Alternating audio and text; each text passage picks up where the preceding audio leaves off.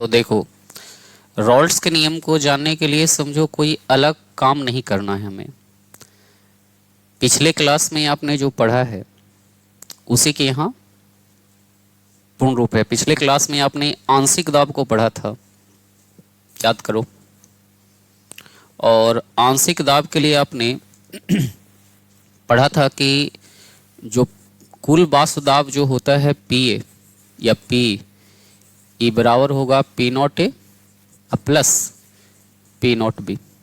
यदि P not से हम आंशिक दाब को दिखाते हैं तब, या इसको डैश से दिखाते हैं तो डैश के रूप में।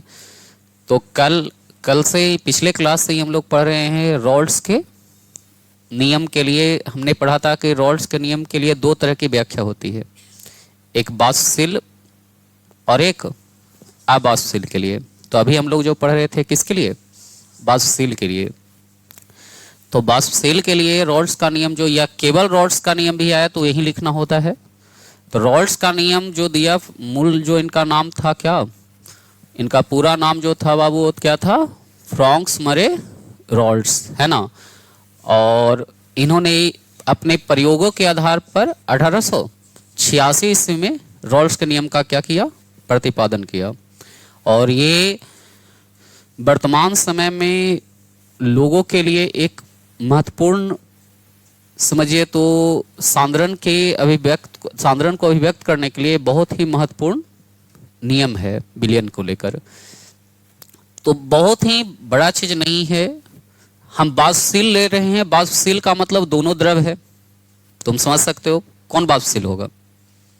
जो दोनों क्या रहेगा? द्रव रहेगा। तो किसी निश्चित ताप पर द्रव द्रव विलयन में उपस्थित कैसे घटक, वाष्पशील घटक का आंशिक वाष्प दाब उनके मूल प्रभाज के क्या होता है? समानुपाती होता है। जैसे मान लिया जाए कि ये कोई मिश्रण बना हुआ है दो तरह के द्रव से मिलकर, मान लिया जाए ए और कौन? बी, है ना। तो दोनों के दोनों वाष्पशील होगा। तो इसमें किसी का भी, मान लिया जाए, कल्पना कीजिए कि हम ए को देखते हैं, तो पहले ए का मूल प्रभाज निकाल लेते हैं। तो ए के मूल प्रभाज को किससे सूचित करेंगे? एक्स से। याद करो, एक्स से किसके बराबर होगा? एन ए बटा N A plus N B, है ना। इसी तरह बी का मूल प्रभाज किसके बराबर होगा? एन बी बटा N A plus N B.